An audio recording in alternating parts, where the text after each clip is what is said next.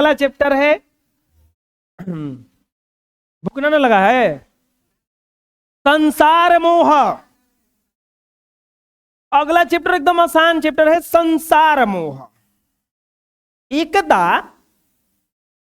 बार भगवान नृसिंह स्वस्य प्रियम भक्तम बरहालादम वतव्य अकिमपि वरम याचस्वायति। एक बार भगवान नरसिंह अपने प्रिय भक्त प्रहलाद से बिल्कुल खुश हो गए। बोले, हे प्रहलाद, वर मांगो, क्या मांगते हो? तरा प्रहलाद उक्तवान, प्रहलाद बोले कि हे भगवान, संसारस्य एतान दुख दून्य दुख दूना खीन जीवान यक्तव्य हमम एकामी मुक्ति भवन्तुम इच्छामि। इस संसार में इतने दुखी लोग हैं, इन दुखी लोग को छोड़ करके अकेले हम जाएंगे मुक्ति पाने?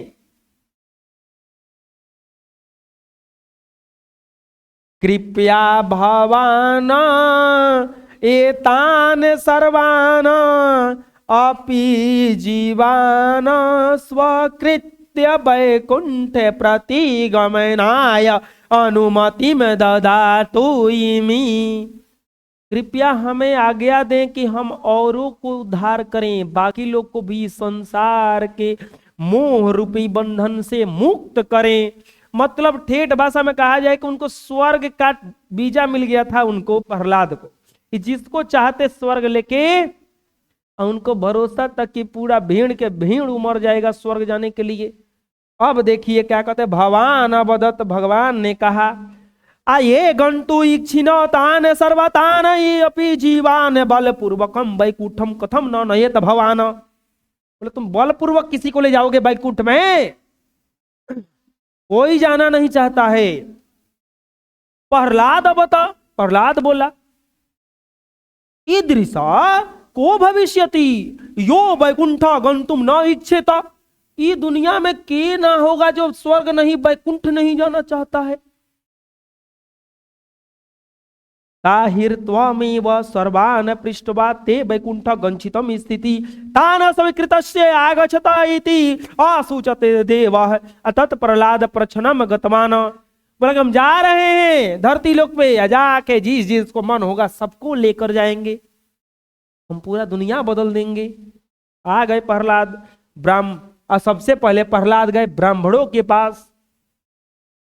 ब्राह्मण के पास जाके बोले, इदानी ब्राह्मण उक्तवंत, ब्राह्मण जैसे जगह बोले कि हमारे पास शक्ति है, हम आपको स्वर्ग लेकर जा सकते हैं। यार, पूजा पाठ हवन सामग्री बैकुंठे जाने के लिए करते हैं, डायरेक्ट वीजा मिला है हमको, जल्दी से चलो, जल्दी स्वर्ग चलते हैं। अब देखो क्या कह रहा है ये सब ब्राह्मण, जो क्या कह रहे हैं, इदानी यजमानस्य एगा करणीयः यस्ति अकिंची पुत्र गुरुकुलम गतवान अस्ति यदा सो गुरुकुलतः यागमिष्यति तदा विवाह करणीयः अहम अतः वयम इदानी वैकुंठ गंतु न अभिलषामयिति। बोले कि ठीक है, हम लोग तो वैकुंठ जाना चाहते हैं, ये बहुत खुशी का बात है कि आपको वीजा मिल गया है वैकुंठ का, अनलिमिटेड आदमी को ले जा सकते हैं, लेकिन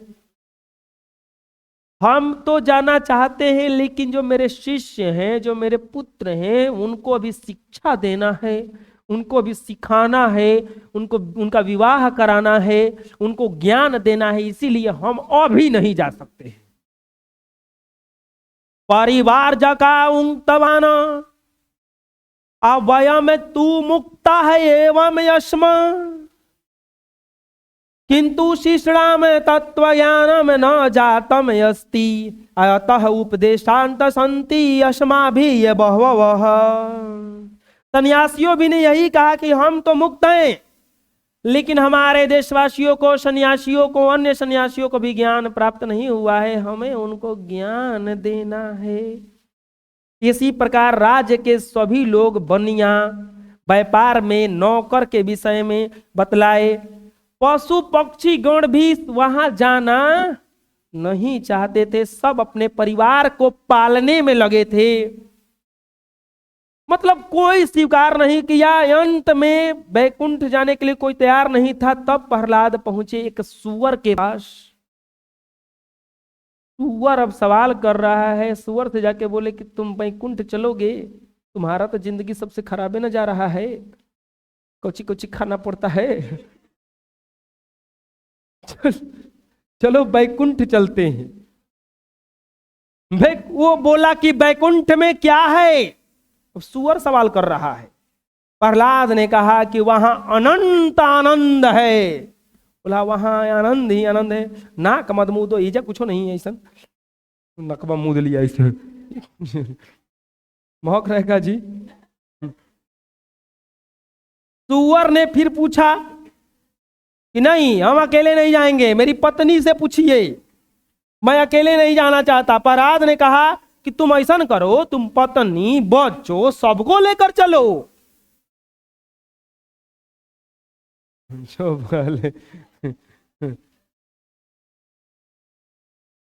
सुअर की पत्नी बैकुंठ जाने के प्रस्ताव को सुनकर पूछती है, सुअर की पत्नी पूछ रही है कि वहां भोजन मिलेगा का?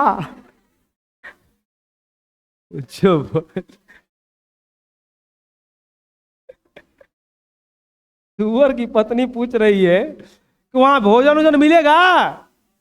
प्रहलाद ने कहा वहां भूख नहीं लगता है, इसलिए भोजन की समस्या नहीं है। सुअर की पत्नी ने कहा जहां भूख नहीं लगती है हम वहां जाकर क्या करेंगे? हम लोग तो वहां जाकर रोगी बन जाएंगे। प्रहलाद ने बताया कि वहां कभी कोई बीमार नहीं होता है। तब उस दृढ़ स्वर में कहा कि जहां हम लोगों को भोजन नहीं मिलता हो हम उस देश में नहीं जाएंगे, हम यही देश में रहेंगे, अपना भोजन करेंगे।